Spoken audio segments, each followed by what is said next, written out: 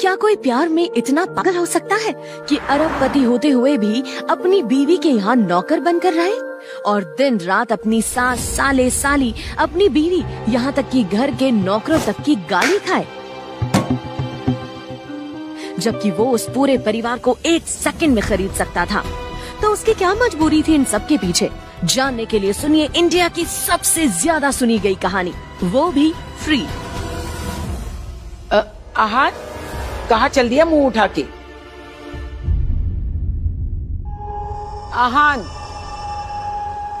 इधर आओ। मेरी सहेली की सैंडल टूट गई है, जाके पहले इसे बाजार से जुड़वा के आओ। यामिनी, ये कितना हैंडसम लड़का तुम्हारा नौकर है? नौकर नहीं, ये मेरा दामाद है, लेकिन घर जमाई बन के हमारे ही घर पड़ा रहता है।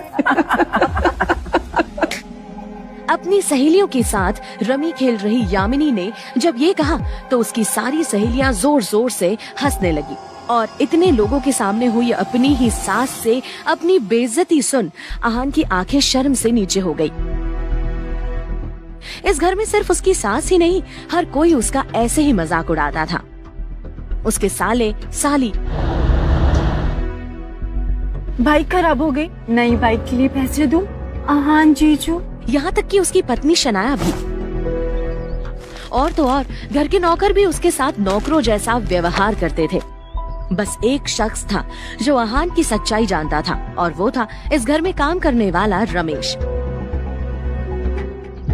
बाहर वालों के सामने आहान की ऐसी बेइज्जती होते देख वो दुखी होकर मन ही मन बोला, ये लोग शायद जानते भी नहीं कि ये लोग जिसका मजाक बना रहे हैं, अगर उस आहान की सच्चाई उन्हें पता चल गई तो यही लोग उसके पैरों में गिर जाएंगे।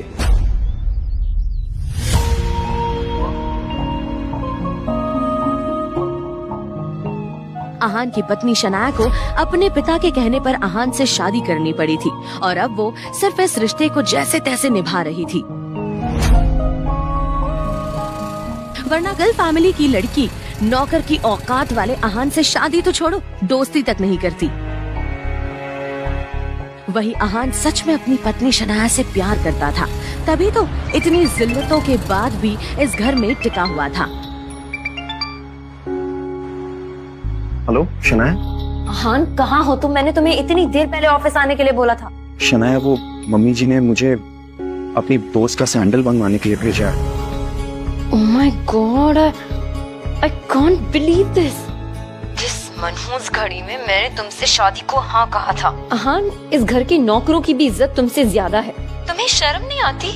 I don't think I can live with you anymore. हमें अलग हो जाना चाहिए। ये क्या कह रही हो शनाया? अगर मैंने तुम्हें छोड़ दिया तो?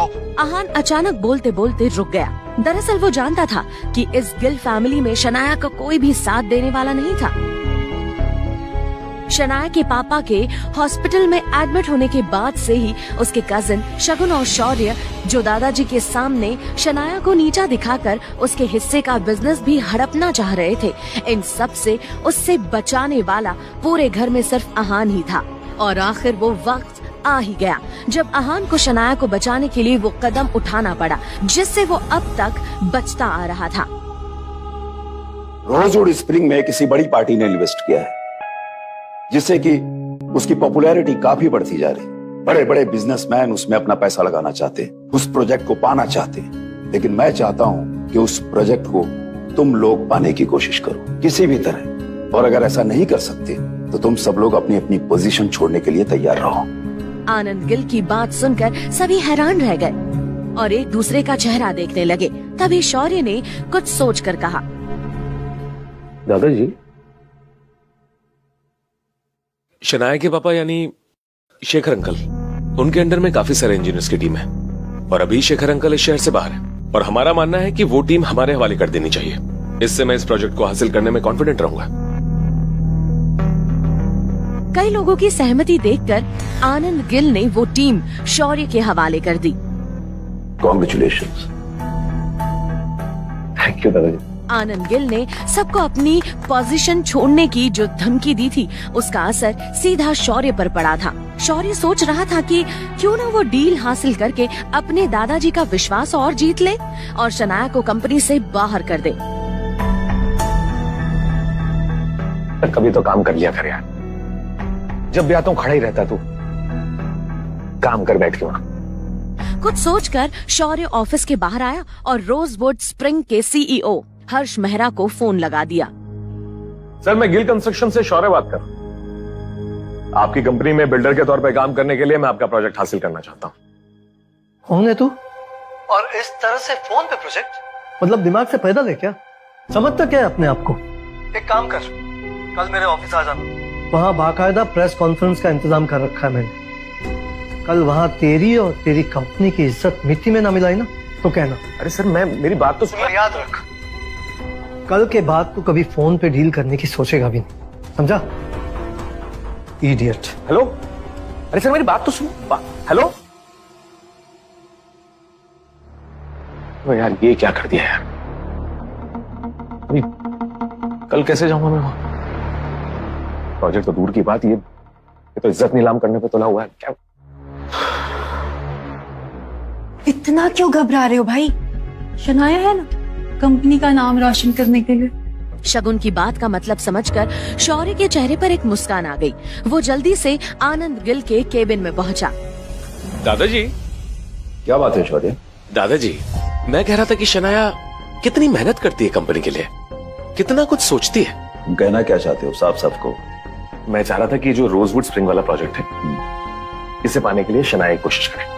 वो इसलिए क्योंकि मुझे ऐसा लगता है कि अगर ये कोशिश करेगी तो ये प्रोजेक्ट हमें आसानी से मिल जाएगा और कंपनी का तो फायदा ही फायदा है। शौर्य की बात सुनकर आनंद और शनाया सोच में पड़ गए। शनाया ये समझ नहीं पा रही थी कि शौर्य के अंदर अचानक ही उसके लिए इतनी हमदर्दी कैसे आ गई। ठीक है शौर्य, तुम जाओ, ये डील शनाया ही क्रैक करेगी। All the best Shanaya. Thank you दादाजी। क्या हुआ? कल प्रेस कॉन्फ्रेंस में शनाया की वजह से गिल कंस्ट्रक्शन बदनाम हो जाएगा और फिर हमेशा हमेशा के लिए शनाया इस कंपनी से आउट। मजा आए। अगले दिन शौर्य और शगुन एक कार में शनाया को लेकर खुद हर्ष मेहरा के हेड ऑफिस पहुंच चुके थे। जैसे ही शनाया अंदर पहुंची तो उसने देखा कि बड़ी बड़ी कंपनी के लोग वहां बैठे हुए थे। अब शनाया को समझ आ रहा था कि कुछ तो गेम खेला है शौर्य ने।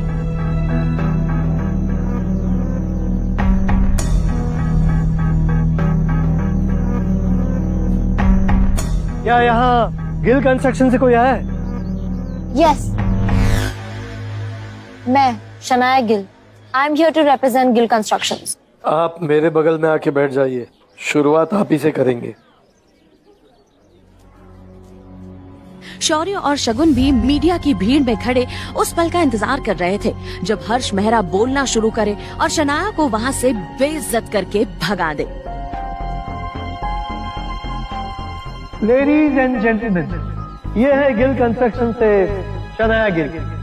इस प्रोजेक्ट को हासिल करने के लिए इनकी कंपनी के किसी आदमी का कॉल आया था मुझे, और अब ये चाहती हैं कि ये प्रोजेक्ट इन्हें दे दिया जाए। तभी अचानक ही हर्ष का फोन बजा।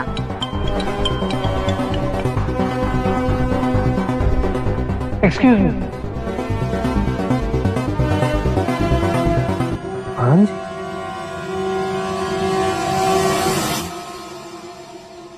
जी सर, आपको फिक्र करने की जरूरत नहीं है। ओके सर, आप जो कहते हैं हो जाएगा। या आई प्रॉमिस यू। थैंक्स जी।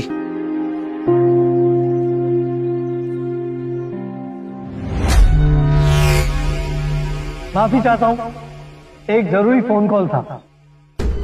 खैर, मैं आप लोगों के साथ गिल कंस्ट्रक्शन के बारे में बात कर रहा था। फोन पर इस तरह की डील क्रैक करने के बारे में सोचकर मुझे गुस्सा तो बहुत आया, पर अब कहानी में ट्विस्ट है। जैसे कि आप सब लोग जानते हैं कि इस प्रोजेक्ट के लिए हमने आपसे ऑनलाइन प्रेजेंटेशन मंगवाया था। हमें आप सबके प्रेजेंटेशन मिले भी और हमने उसे गौर से स्टडी भी की, लेकिन उनमें से गिल कंस्ट्रक्शन की तरफ से भेजा गया प्रेजेंटेशन मुझे और मेरी टीम को बहुत ही पसंद आया। तो तो मेरा मानना है कि शनाया गिल को ये प्रोजेक्ट मिलना चाहिए और इसीलिए ये प्रोजेक्ट गिल कंस्ट्रक्शन को दिया जाता है। हर्ष के इतना कहते ही वहाँ बैठे सभी लोगों की आंखें चौड़ी हो गई। खुद शनाया हर्ष को एक टक देखे जा रही थी, जैसे अभी अभी जो हुआ उस पर शनाया को यकीन ही नहीं हो रहा था।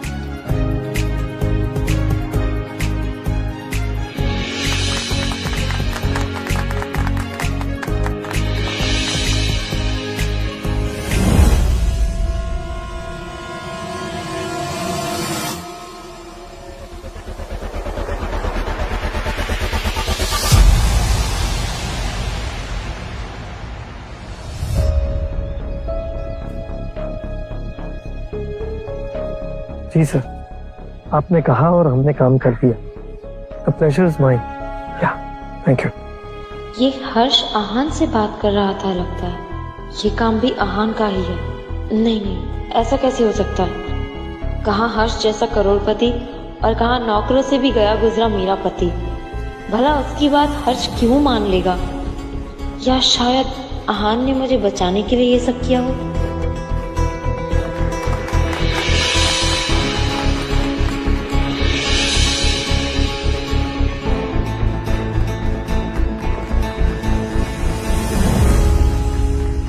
शनाया को कुछ भी समझ नहीं आ रहा था कि आखिर ये मामला क्या है, लेकिन फिलहाल वो बेहद खुश थी क्योंकि उसे ये प्रोजेक्ट मिल गया था। उधर शौर्य और शगुन को शनाया की इस जीत की वजह से बहुत गहरी चोट पहुंची थी और वो इसका बदला उससे लेने के लिए किसी भी हद तक गिर सकते थे और उन्होंने ऐसा ही किया।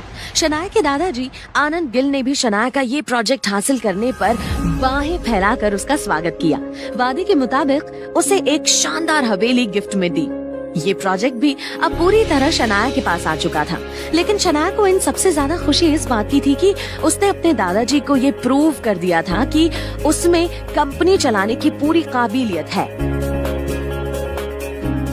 मम्मा, अच्छा हुआ आप मिल गई, बहुत अच्छी गुड न्यूज है। आन, तुम हर काम बर्बाद क्यों कर देते हो? अगर शनाया की मदद नहीं कर सकते हो तो चुपचाप घर संभालो। ऑफिस में जाकर पापा जी से झगड़ा करने की क्या जरूरत थी? मम्मी जी, आप ये क्या कह रही है? मुझे समझ नहीं आ रहा। अभी जो तुम ऑफिस में करके आए ना, उसकी वजह से शनाया के दादाजी ने शनाया से वो प्रोजेक्ट वापस ले लिया है। और तो और इसे गिफ्ट किया हुआ घर भी वापस ले लिया है। तुम्हें पता है ना कि शनाया के पिता शेखर इस वक्त हॉस्पिटल में है और इस घर को शनाया चला रही है। अगर तुम कुछ कर नहीं सकते हो तो एटलीस्ट बनी बनाई चीजों को बिगाड़ो मत। आज तुम्हारी वजह से हमारा ये घर बिक चुका है। हाँ, पैसे। शनाया,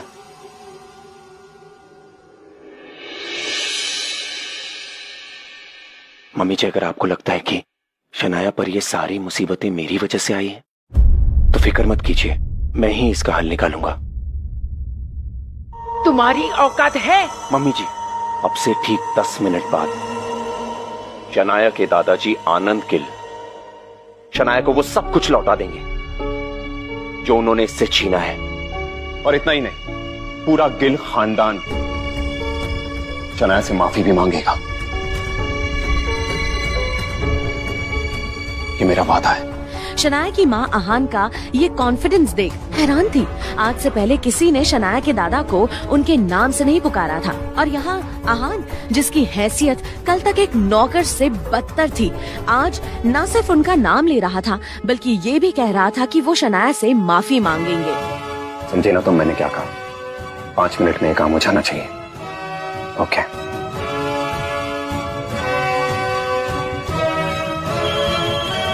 और फिर तुरंत शनाया के फोन पर उसके दादाजी का फोन आया। दादाजी। शनाया ने कांपते हाथों से फोन उठाया और जो उसने सुना वो सुनकर उसके पैरों तले जमीन खिसक गई। उसके दादाजी आनंद गिल सच में उससे माफी मांग रहे थे, यानी उसका शक सही था। उस दिन जिस हर्ष मेहरा के पास जिस आहान का फोन आया था वो उसका पति ही था। लेकिन नौकरों से भी बुरी हालत में घर जमाई बनकर अपने ससुराल में रहने वाला आहान आखिर इतना पावरफुल कैसे बना? क्या आहान की असलियत कुछ और है? आखिर ऐसा क्या किया था आहान और शनाया ने कि उनके दादा ने उनसे सब कुछ छीन लिया? जानने के लिए अभी डाउनलोड कीजिए पॉकेट FM और सुनिए हिंदुस्तान में सबसे ज्यादा सुनी जाने वाली कहानी सीक्रेट अमीरजादा। पॉकेट FM अभी डाउनलोड करें।